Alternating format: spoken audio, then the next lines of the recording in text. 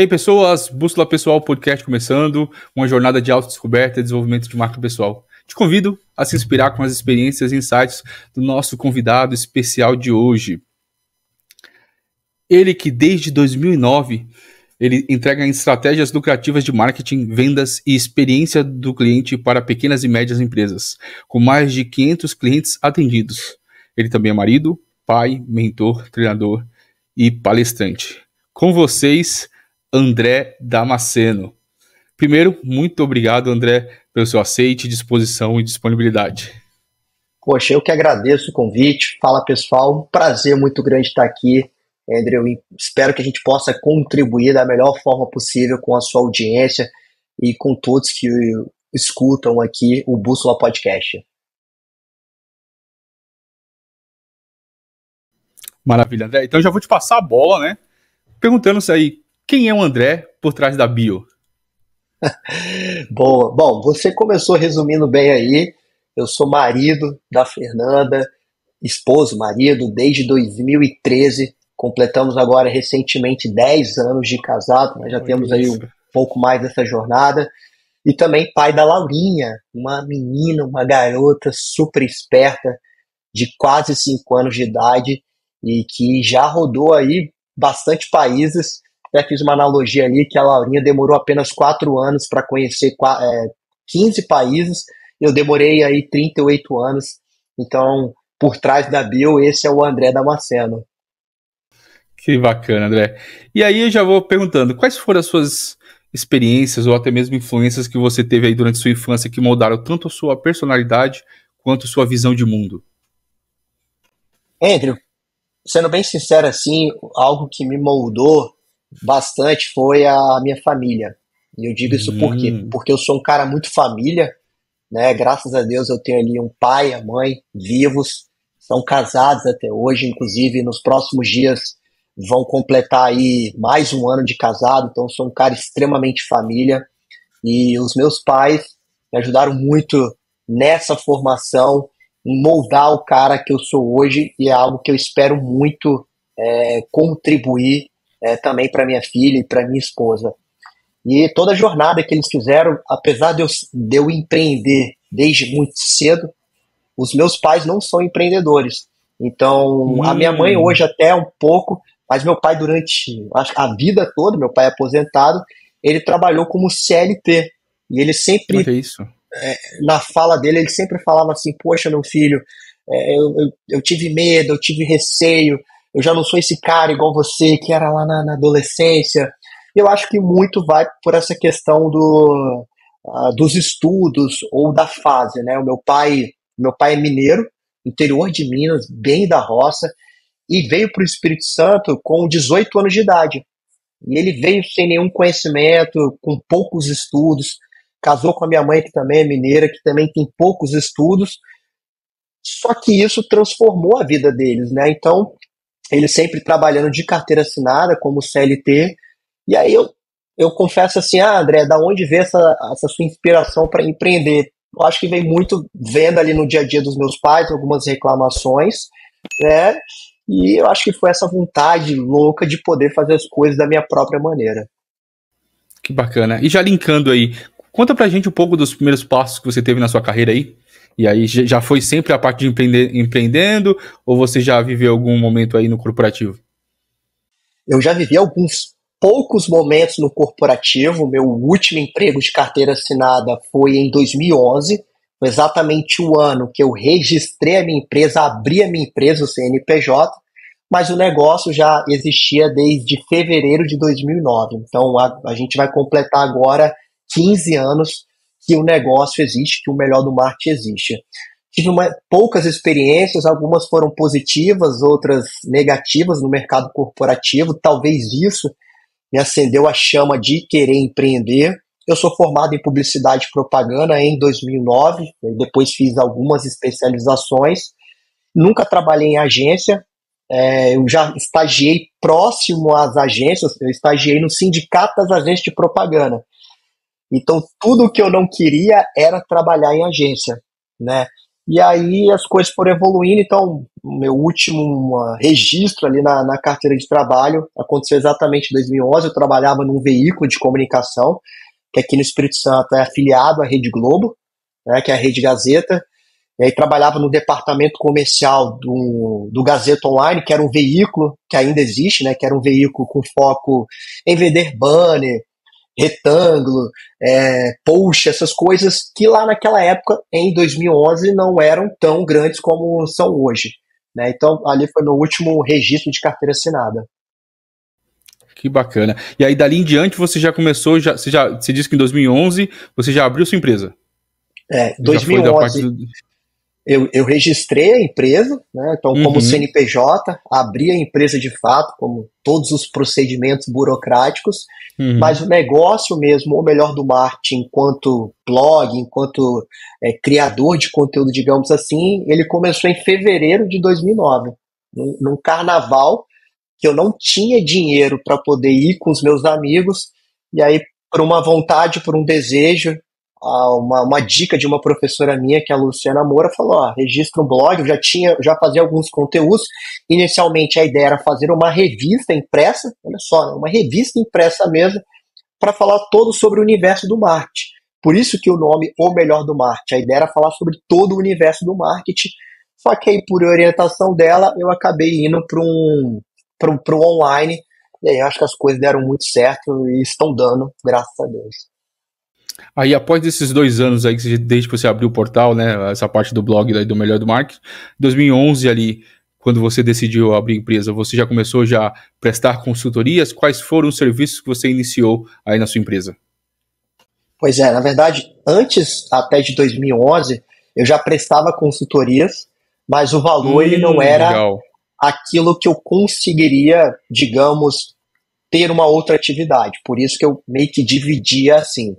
Então, naquela época, por exemplo, eu já fazia Google Ads, eu não apenas prestava consultoria, mas também colocava a mão na massa ali. Naquela época não se chamava Google Ads, era AdWords, né? Não sei se os mais antigos aqui vão se lembrar. Então, a gente fazia muito isso. A gente já fazia gestão de redes sociais, não Instagram, não era o que é hoje. Então, a gente trabalhou com clientes dentro do próprio Orkut, Twitter, fazer curadoria de blog, fazer curadoria de blog, fazer textos para blog, cuidar do departamento de marketing digital, implementar o departamento de marketing digital. O meu primeiro cliente foi uma imobiliária, então foi um baita desafio, porque naquela época eles investiam muito em papel, classificados mesmo, de jornal, aquele classificado, sabe? Aquele quadradinho, e foi um baita desafio tirá-los de lá e fazer essa migração para o digital. Né? Eu lembro que eu cheguei uma vez numa reunião, tinha lá o Gustavo com quase 2 metros de altura, e o outro sócio lá, que era o Eduardo, ele já era do meu tamanho, até menor, menos de 1,70 m. Eu falei: não, gente, a gente precisa sair do jornal e ir para o digital. Eu lembro que o Gustavo olhou para mim e falou: rapaz, você tá maluco, não sei o que tem, isso. Eu falei: não, é isso que a gente tem que fazer. Né? E aí as coisas foram tomando forma, foram evoluindo, mais clientes foram chegando, o próprio Eduardo, dono da imobiliária, foi me indicando para outros clientes, e o próprio blog foi ganhando projeção, e com isso a gente acabou abrindo uma outra frente, que foi a frente de educação. Então a gente começou a viajar para o Brasil, dando cursos e treinamentos. Treinamentos de social media, treinamentos de analista de mídias sociais. Foi um treinamento que a gente explorou muito. A gente fez mais de 20 turmas no Espírito Santo e no Brasil, e as coisas foram tomando forma a partir disso. Que bacana, André.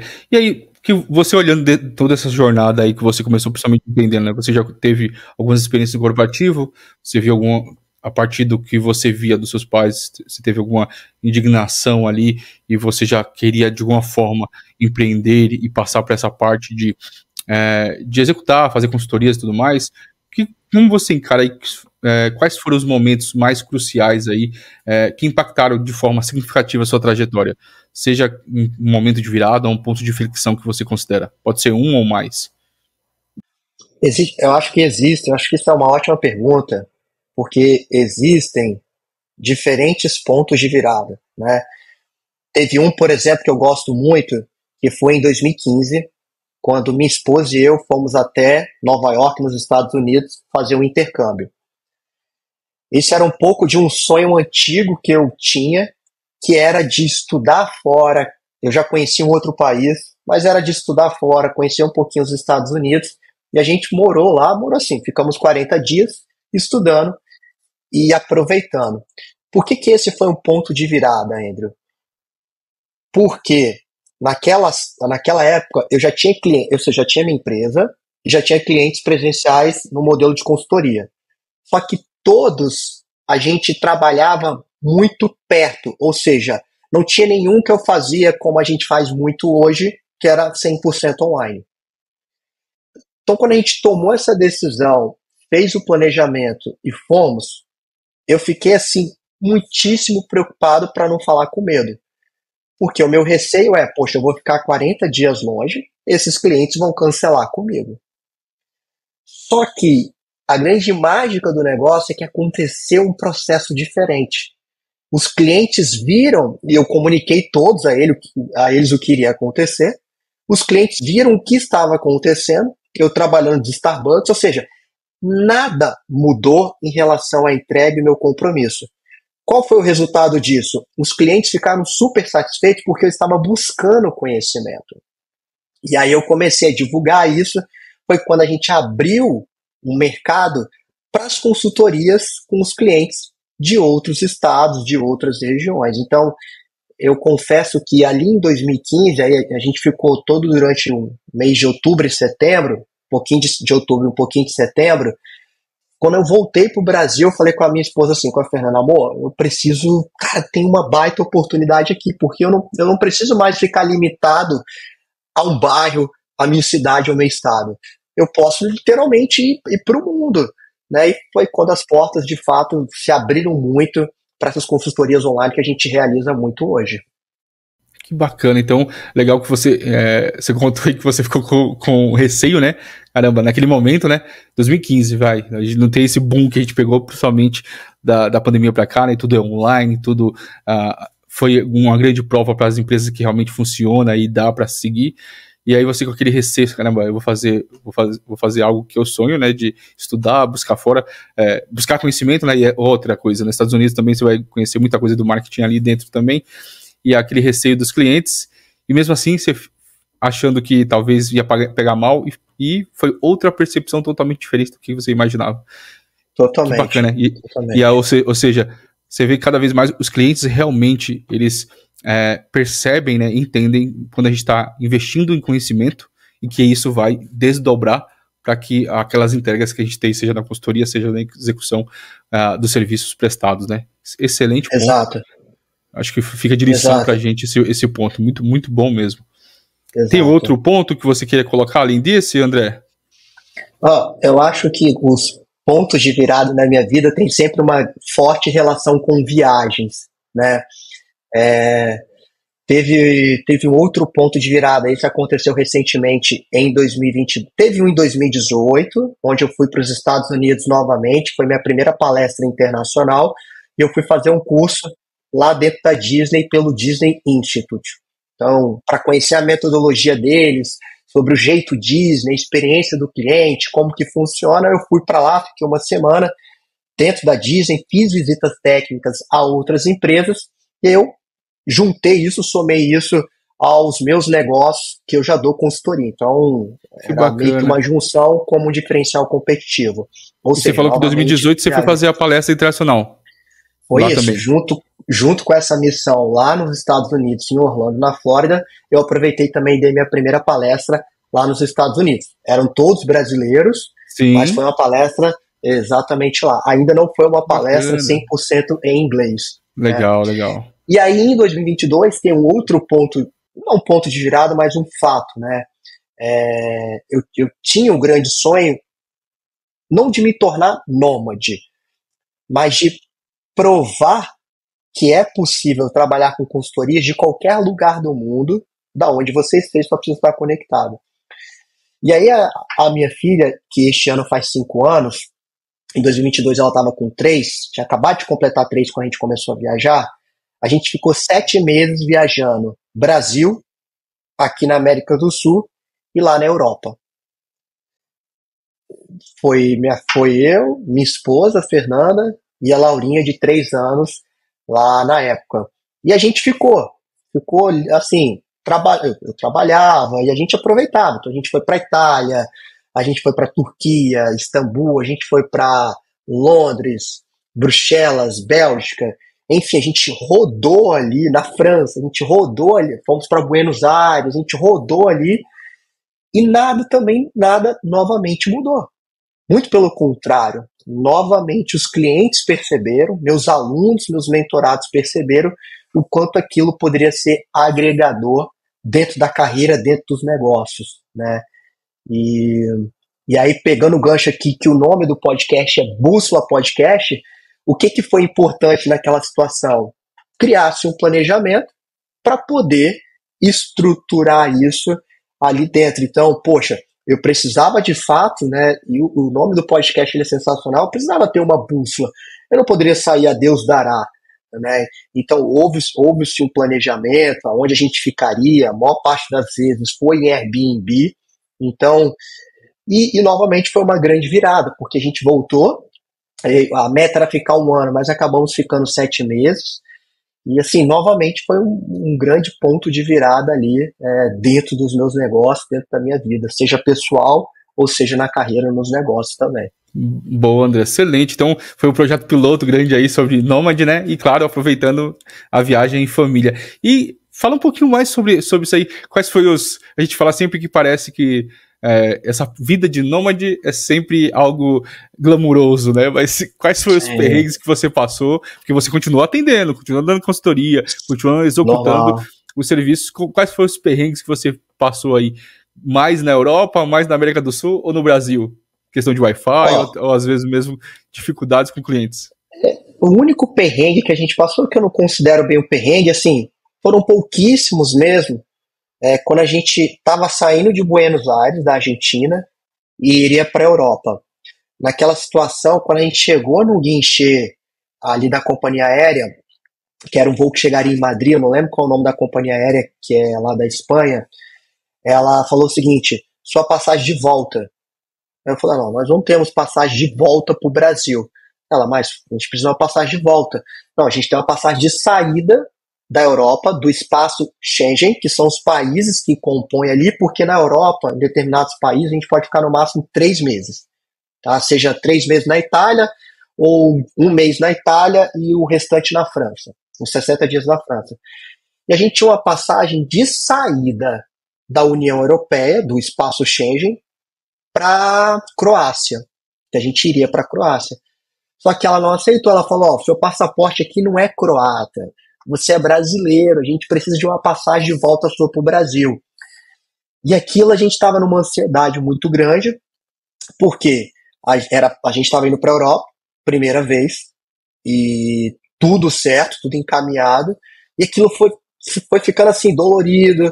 A minha filha começou a chorar, e aí a gente queria entrar logo para o espaço. Ela falou: eu não deixo você sair daqui enquanto você não apresentar a passagem de volta para o Brasil. Aí conversei com a minha esposa, falou: a gente vai para a Turquia, para Istambul, certo? Então vamos comprar uma passagem lá, acho que foi setembro, não sei que dia de setembro, acho que foi dia 22 de setembro, voltando para o Brasil. Aí a gente comprou, mostramos a ela, falou: agora vocês podem entrar. E a gente ia cancelar essa passagem. Porque a gente tinha um prazo ali, se não me engano, de 24 horas para cancelar essa passagem, porque não estava previsto a gente voltar já imediatamente. E aí a gente não cancelou, porque a gente estava com medo da imigração lá em Madrid, que é muito rigorosa, só que não deu em nada. A gente chegou, o cara mal olhou pra gente, falou: não, pode entrar. Perguntou o que a gente veio fazer, não, pode entrar. E aí, então acho que o perrengue maior foi isso aí. Graças a Deus, ninguém passou mal. Não tivemos problema com a internet, desde Airbnb, onde a gente ficou, porque todo o Airbnb que a gente ia ficar, a gente, antes de efetuar a reserva, confirmar, eu sempre pedia pro dono da residência mandar uma foto da velocidade que tinha da internet na casa dele. Uau, que bacana. Pois é, e a gente aprendeu isso com grupos de nômades que fazem isso. Boa sacada, boa sacada. Pois é. E aí, assim, então não tivemos problema com a internet. A questão do fuso na Europa são 4, às vezes 5 horas de diferença a mais para o Brasil. Então, por exemplo, às vezes eu fazia reunião com o cliente, era 10, 11 horas da noite, lá na França. E aqui no Brasil era cedo. Né? Mas acho que de perrengue. Tem as coisas com criança, então criança faz uma pirraça, e faz uma pirracinha no metrô, faz uma pirraça outra para comer, mas tirando isso foi super tranquilo. Sendo bem sincero, super tranquilo. Uma grande lição que você colocou aí é justamente planejamento, né? Essa sacada de, beleza, eu tô indo, mas eu preciso trabalhar, ter essas sacadas de outros nomes, de alguém que já passou por isso, qual é a velocidade da internet, se tem realmente no Airbnb internet, se tem locais que eu consigo trabalhar, são excelentes pontos, realmente. Tudo que você for fazer, né? Seja no seu estratégia, planejamento na execução para sua empresa, ou qualquer outra coisa, mas claro, principalmente algo que envolva, né? De grande escala, de grande projeto, assim, que você pretendia ficar em um ano em família, não é algo que você pode, do nada, comprar uma passagem e sair por aí. Não dá. E eu falo assim, a gente não podia alugar qualquer Airbnb, porque eu sozinho ou com a minha esposa era um pouco diferente, mas com uma criança de 3 anos, não dá. Comer, a gente não comia em qualquer lugar. Então, isso acabou que o custo, o investimento, eu não falo que isso foi custo, o investimento, ele saiu um pouquinho de mão. Isso porque a gente planejou. Imagina se a gente tivesse planejado. Então, mesmo tendo esse planejamento de investimento, de quanto que seria todo esse processo durante todo esse tempo, saiu um pouquinho assim de mão. Mas nada que a gente não conseguiu ali se organizar e colocar uma rota novamente ali e continuar avançando. Boa. E André, quando você analisa aí, tanto na parte do seu autoconhecimento, seus valores, né? Quando a gente pensa, quais são os valores que te guiam, tanto na vida, tanto sua vida pessoal, quanto sua vida profissional? Primeiro, eu sou muito grato às oportunidades que eu tive ao longo desses 15 anos, de pessoas que passaram pela minha jornada e que me ajudaram ali, dando dicas, informações ou conhecimento. Então, sou extremamente grato a essas pessoas e tudo que a gente foi construindo ao longo do processo. Um valor para mim inegociável é minha família. Então, acho que isso é um dos pontos. Eu estava lá em Nova York falando em um dos stories, e aí todo mundo começou a comentar que eu não posso ter sucesso na minha empresa e nos negócios e fracassar na minha família. Então, eu sei que na roda da vida do coaching, eu também sou coach, apesar de não praticar hoje, de não atender como coaching, digamos assim, tem lá a roda da vida, né? Então você tem saúde, família, trabalho, lazer, etc. E vários aspectos. Se eu não me engano, são oito aspectos ali. Então eu não posso, né, manter desequilibrado. Pô, me dou super bem aqui no trabalho, mas a minha família tá ruim o aspecto. Então, para mim, isso é um valor inegociável. O que isso quer dizer? Se chegar um projeto em minhas mãos, em que eu vou ter que abrir mão da minha família, disso que eu construí, né, de almoçar com a minha esposa e com a minha filha, de tomar um café. É evidente que vão surgir algumas viagens, normal isso, mas isso se tornar uma prática, então isso para mim é inegociável. Eu demorei a construir isso, então hoje eu não negocio dessa forma. Então são coisas que para mim são fundamentais junto à minha empresa, junto aos meus negócios. E eu acho que uma outra coisa é sempre, eu falo isso e sofro até alguns haters de vez em quando, que cara, hoje eu só consigo dar consultoria porque nos últimos anos eu executei muito. O que é executar? Pô, é fazer estratégia de SEO, é abrir uma plataforma de e-mail e redigir um e-mail para o cliente, é abrir o Instagram do cliente e postar por ele, num site, ver lá por trás do site ferramentas de SEO, como é que funciona. Então, copy, fazer campanha de tráfego. Então, antes de eu ter um gestor de tráfego para mim, para os meus clientes lá atrás, que nem se chamava tráfego pago lá atrás, era compra de mídia, né? A gente já fazia isso lá na época do Orkut, a gente já fazia isso na época do UOL, lá atrás, do MSN, a gente já fazia isso. Então, eu sempre falo assim, poxa, a gente só consegue fazer isso porque lá atrás a gente desenvolveu e participou do processo. Então, a gente precisa matar a cobra e mostrar o pau e a cobra morta. Para mim, isso é fundamental. Que é o mão na massa mesmo, né? Mostrar que realmente fez, para que você consiga guiar outro, você tem que ter passado por aquele caminho, né?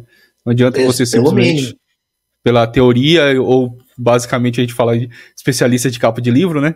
Que realmente lê e tudo mais, na teoria, e passa, e a gente sabe que, às vezes, muitas vezes, a gente tem que adaptar a teoria para a prática, porque depende da realidade, a gente vê muita coisa que realmente funciona no mercado americano, funciona na Europa, mas no Brasil tem uma pegada, uma cultura, uma forma diferente, principalmente o retail, principalmente o varejo e tudo mais, são diferentes. Uma coisa que bombava lá, talvez não bombe aqui e vice-versa.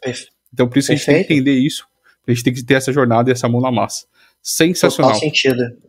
E André, agora recentemente você foi lá para Nova York de novo, né? Você tem deixado isso constantemente para você realmente se atualizar. Você foi na NRF, né? Na Retail's Big Show. Fala um pouquinho pra gente aí. Primeiro, né? Antes de tudo, tenta explicar um pouquinho pro pessoal aí o que é essa NRF, o que é a Retail's Big Show, e depois a gente vai entrando um pouquinho mais nas tendências e tudo de novidade que você viu por lá. Legal. Bom, a NRF é o maior evento, feira, enfim, de varejo e consumo do mundo. Ela acontece todo janeiro, ou seja, a época mais fria dos Estados Unidos, lá em Nova York, e geralmente são 3 dias de evento. Eu fui numa missão empresarial com o Sebrae do Paraná, e aí durante 3 dias nós participamos da feira, e 3 dias antes nós participamos de uma missão empresarial. O que isso quer dizer? A gente visitou ali, ao total foram mais de 30 empresas visitadas, conhecendo os bastidores dela por trás. Então a gente começava às 9 horas da manhã e até às 15, às 16 horas, conhecendo a operação de algumas empresas. Nikes, a própria Apple, empresas menores, de segmentos menores, cafeterias, roupas, acessórios, moda, vestuário, enfim. E aí no final lá, que a gente começou esse processo antes, a gente chegou 4 dias antes da feira começar. Esse ano foi nos dias 14, 15 e 16, ou seja, começou no domingo e foi terminar lá na terça-feira. E aí a gente, em relação à NRF, a gente está falando da maior feira de varejo e consumo do mundo. E assim, essa edição foram mais de 450 palestrantes, total de 40 mil pessoas passaram pelos 3 dias.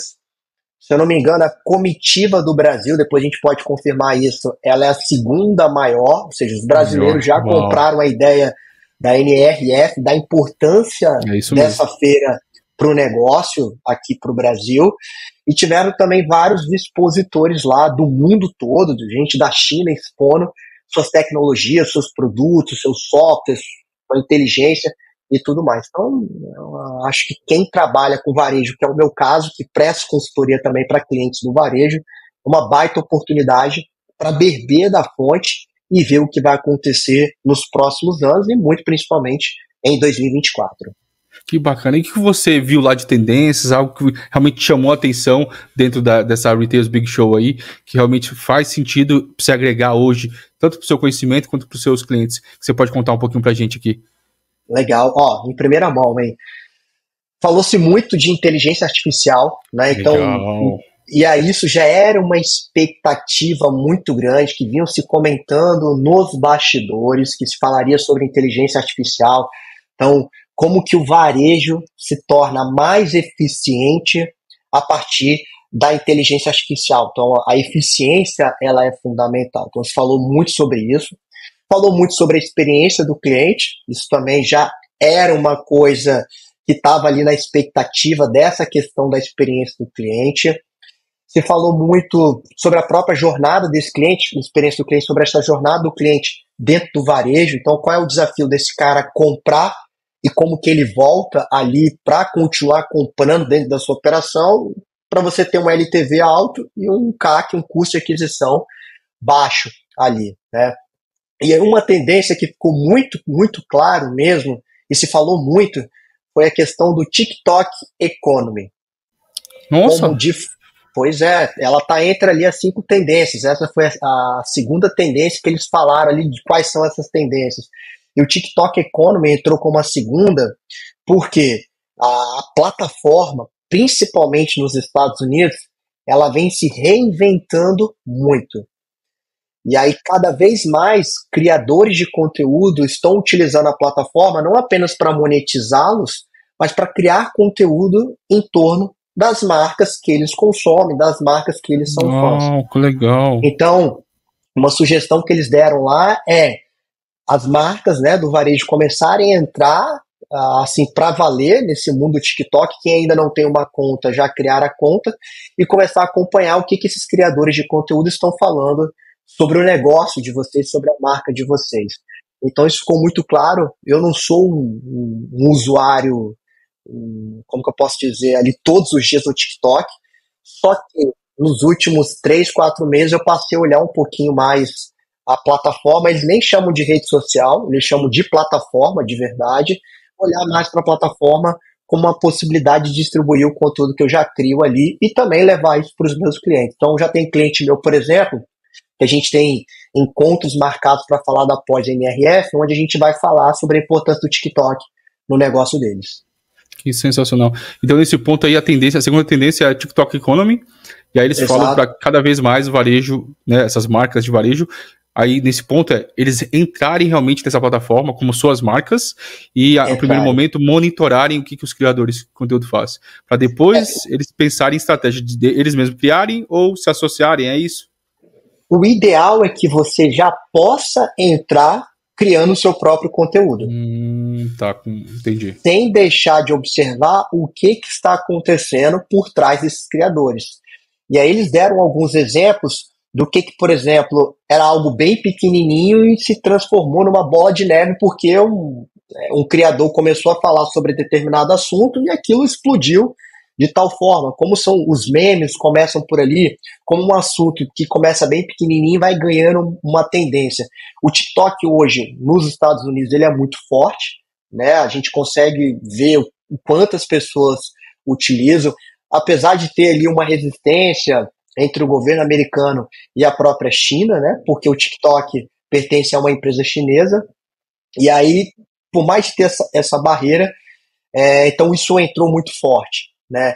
E quem falou sobre isso, eu vou pegar aqui, ó, foi uma empresa super conhecida que traz dados sobre isso. Deixa eu ver se eu localizo eles aqui.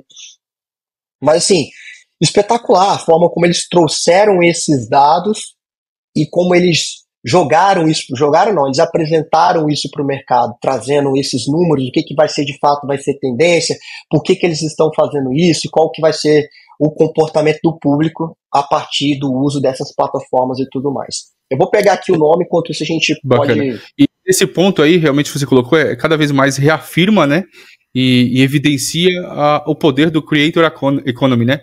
Cada vez mais você precisa estar criando conteúdo, não adianta ser simplesmente uma marca estática, principalmente no varejo, então, nesse ponto aí, que não adianta deixar levar com a maré e ver o que acontece. Você precisa realmente estar mais propositivo dentro desse ponto, e aí no TikTok você fala, é mais uma mídia, né? Eles se colocam como plataforma, mas uma forma de você estar cada vez mais expondo a sua marca, e aí, claro, você criando conteúdo, você consegue criar uma narrativa mais propícia para a sua marca, né? Para conversar ali com a marca. Ó, quem apresentou o estudo foi a Euromonitor. A Euromonitor é muito boa, muito conhecida. Eles são famosos por isso aí. Que bacana. Eu já conhecia eles, mas não conhecia determinados estudos. E essa, inclusive, a palestra foi a mais concorrida, porque ela não foi no auditório principal. Ela não foi. Caramba, eu fiquei imaginando, cara, por que isso não foi? A gente tinha o auditório principal, onde aconteciam as principais palestras, principalmente no período da manhã e algumas à tarde. E aí, quando dava por volta de 10h30, se eu não me engano, tinham outras salas, 3 ou 4 salas que tinham essas, mas dava para colocar muita gente ali nessas simultâneos, salas. Né? Então, super legal, super concorrida, tinha fila para poder entrar, e foi bem bacana, porque quando ela falou sobre essa questão do TikTok Economy, realmente pegou, porque inteligência artificial, as pessoas até sabiam. A questão do retail media, que ela colocou como tendência também, para esse ano de 2024, algumas pessoas já previam isso. Agora, os mais especialistas do varejo. Agora, em relação ao TikTok Economy, foi uma grande surpresa quando ela colocou lá na telinha dela, todo mundo batendo foto, porque realmente foi uma grande surpresa. Que bacana, sensacional. E é muito interessante porque você vai pegando conteúdos, né? A gente sabe que querendo ou não tem um delay, né? Hoje não falo mais de delay de informação que a gente tinha de Estados Unidos e outros para o Brasil, porque informação a gente consegue pegar muito rápido, né? Às vezes conteúdo online e tudo mais. Mas talvez é aplicação, né? E execução para aquilo lá. Então, se a gente já conseguiu entender que a TikTok Economy, uma plataforma, algo que está falando que pode mudar não só alguns segmentos de creators, mas também de varejo, você fala, opa! Tá algo interessante que talvez para outros segmentos, além do varejo também, pode ser uma grande tendência e a gente está deixando o elefante grande aí na sala e não está percebendo. Sensacional esse ponto. E uma coisa que eu achei interessante, se você tiver mais pontos sobre a NRF, também pode abrir, André, eu gostei muito desse ponto que você colocou sobre a missão Sebrae que você foi fazer visitando outras empresas. Eu creio que algumas devem ter chamado a atenção para você. Eu vi lá que você andando de Tesla lá, que você gostou bastante, mas quais outras que chamou a atenção, que você fala, nossa, é interessante isso, André, e vale a pena também talvez a gente simular ou pegar algumas estratégias que essas empresas estão fazendo para colocar aqui. Legal. Ó, eu confesso que a missão ali do Sebrae em visitar essas empresas, ela valeu tanto quanto a própria NRF nesses Uau, 3 dias. Que bacana. Porque se a gente pegar ali os 3 dias de missão empresarial, missão técnica, com os 3 dias da NRF, eu falo que é como se fosse um MBA. Porque a gente está ali no principal local do planeta onde se fala sobre essa questão do varejo, de tendências, né, o que está dando certo, o que pode se aprimorar, o que vem pela frente. E aí depois a gente olha, ou antes a gente entra nessas empresas e vê um pouco da operação de perto. Algumas que eu destaco, eu já atendi pet shop. Lá a gente visitou, eu até coloquei lá no meu Instagram, a Petco, que aqui no Brasil, quem não copiou, mas quem usou como benchmark muito foi a Pets.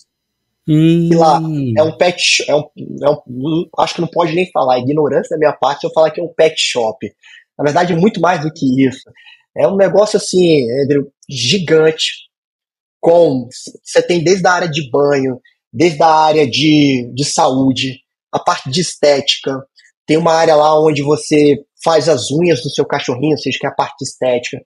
Uma área de alimentação e um ponto alto, que a gente também visitou essa empresa, agora não me recordo o nome dela, depois eu te passo, que é de comidas saudáveis para cachorro, onde, preste atenção, uma marmitinha fit custa a partir de $25. Caramba, marmitinha $25? $25, marmitinha fit para cachorro.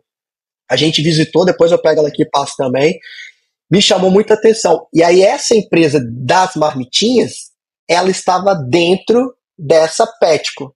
Ela estava lá dentro, ou seja, ela também pega esses parceiros, como se fosse uma collab, e você entra lá e coloca lá o seu stand e tudo mais. Então tinha lá um cantinho onde as marmitas estavam lá e o atendimento. Então, esse exemplo deles é sensacional. Espaço. Vai além de uma loja, né? Vai além de uma loja. É quase um ecossistema inteiro pro pet, né? Ó, a palavra que você usou, perfeito. Um ecossistema completo para cachorros, gatos. No segundo andar tinha uma área para animais silvestres também. Então, um ecossistema fantástico. Então, comida, alimentação, roupa, vestuário para cachorro, alimentação saudável, a parte de estética, enfim, um negócio gigantesco, absurdo mesmo. Teve aqui também, ó, deixa eu ver se eu acho aqui, me chamou muita atenção. Cadê aqui? Deixa eu ver, tá aqui no meu álbum aqui, que foi um supermercado que a gente visitou. Tá aqui, ó, deixa eu pegar ele aqui, ó. Aqui, ó, Petco, é isso mesmo, tá aqui, ó. Vou mostrar pra vocês, ó. O logotipo deles. Sensacional. Bacana. Então, eu fiz até um post no meu feed.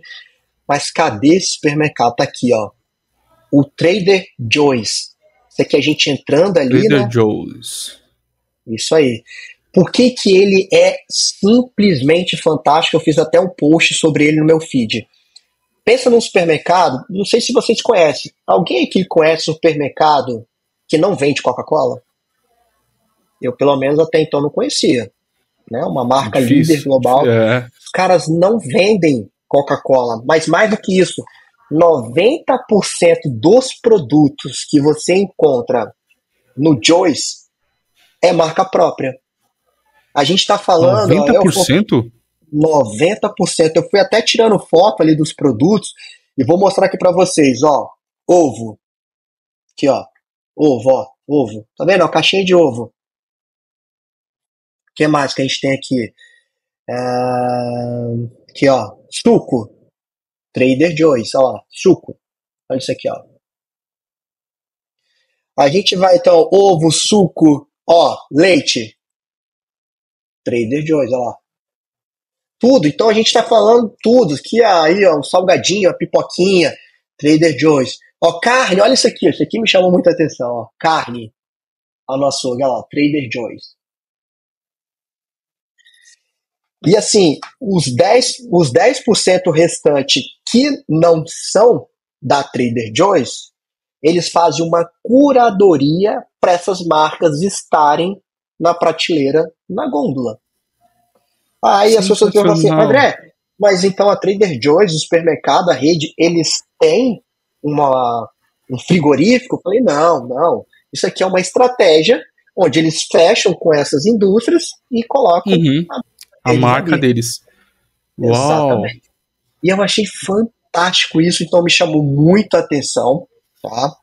É espetacular. Lembrei aqui, ó, Just, a empresa que eu estava falando de ração para cachorro, comida, né, saudável para cachorro, acho que chama aqui, ó, cadê Just Food. Aqui, ó, vou botar aí.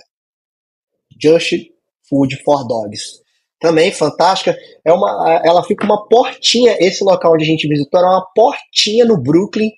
Assim, quando você entra assim, você que, não sei se você é pai de pet, entra aí, ou de outro animalzinho, eu sou, então na hora dá vontade de comprar ali uma marmitinha de 25 doletas. Uau.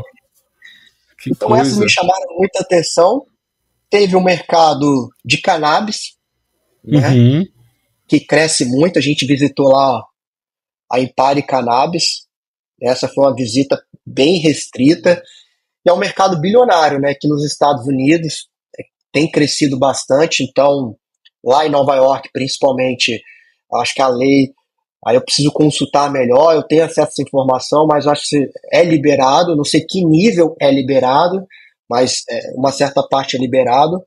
Então, essas empresas me chamaram muita atenção pela forma como elas estão fazendo. A gente visitou também as grandes, então a gente visitou a Nike, uma lojinha pequena no Brooklyn, visitamos a Nike ali da Quinta Avenida, essa eu já conhecia um pouco mais, porque eu já tinha ido lá, então é incrível o ecossistema dessas empresas, e assim, espetacular. Eu falo que foi um MBA a céu aberto durante 3 dias nessas empresas e depois mais 3 dias lá dentro da NRF. Legal. Esses grandes destaques que você colocou aqui, que são interessantes para a gente aprender, né? É tanto essa questão do ecossistema da Petco, né?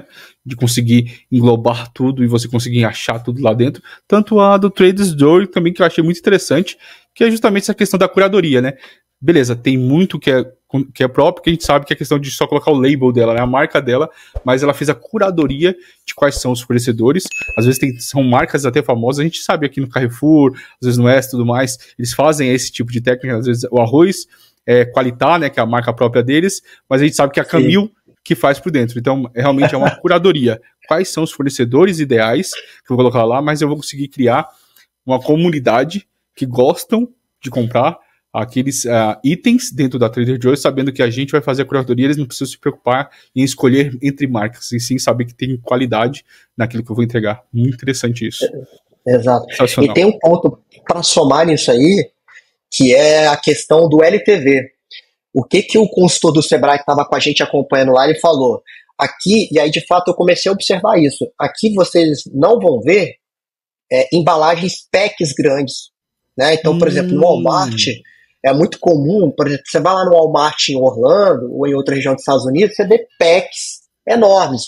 Aqueles family packs gigantescos, né? Exato. Que é sensacional. No Trader Joe's, você não vê isso.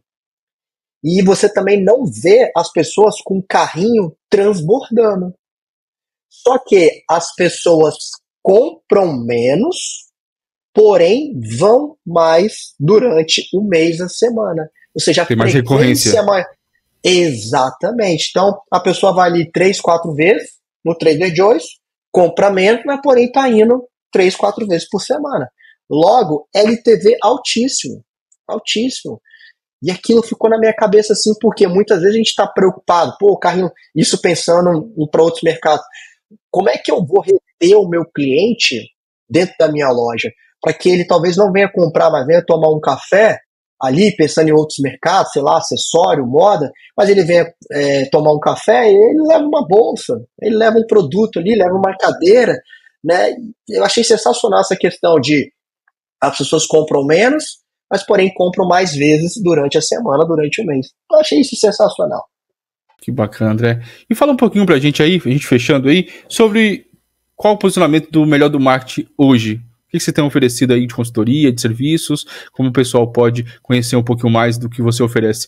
Você falou também que tem um braço de educação, né? Legal, legal. Ó, eu confesso que nesses 15 anos, nós mudamos muito.